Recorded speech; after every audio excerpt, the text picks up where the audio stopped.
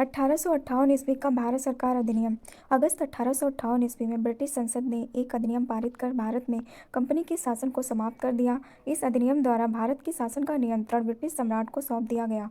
इस समय Victoria Britain की महारानी थी। ब्रिटेन का सर्वोच्च निकाय ब्रिटिश संसद थी, जिसके प्रति ब्रिटेन की सरकार उत्तरदायी थी। ब्रिटेन की सरकार द्वारा किए जाने वाले सभी कार्य सम्राट के नाम पर किए जाते थे। ब्रिटेन की सरकार के एक मंत्री, जिसे भारत सचिव कहा जाता था, को भारतीय सरकार का उत्तरदायित्व सौंपा गया। चूंकि ब्रिटेन की सरकार संसद के प्रति उत्तरदायी थी, अतः भारत के लिए भी सर्वोच्च निकाय ब्रिटेन की संसद ही थी। इस अधिनियम द्वारा भारत के गवर्नर जनरल को वायसराय, जिसका अर्थ था सम्राट का प्रतिनिधि, कहा जाने लगा।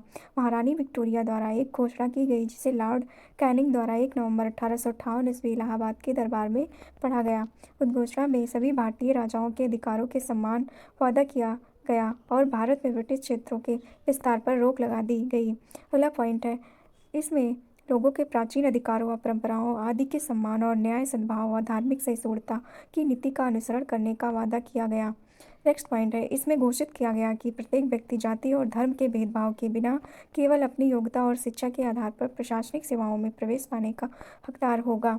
अगला पॉइंट है, घोषणा में एक तरफ राजाओं को सुरक्षा का आश्वासन दिया गया तो दूसरी तरफ मध्य वर्ग से भी विकास हेतु अवसरों को उपलब्ध कराने का वादा किया गया।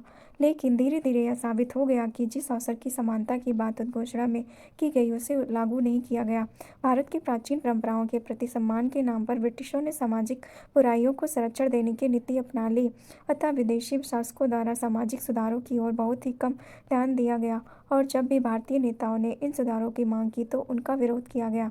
1858 ईस्वी के बाद भारतीयों के हितों को पुनः ब्रिटेन के हितों के अधीनस्थ बना दिया गया। ब्रिटेन व अन्य साम्राज्यवादी ताकतों के संघर्ष में भारत का उपयोग ब्रिटेन के आर्थिक हितों की पूर्ति के माध्यम के रूप में किया गया। भारत के संसाधनों का प्रयोग विश्व के अन्य भागों में ब्रिटिश साम्राज्य के हितों की पूर्ति और अन्य देशों के विरुद्ध चलाए गए महंगे युद्धों की पूर्ति हेतु किया गया।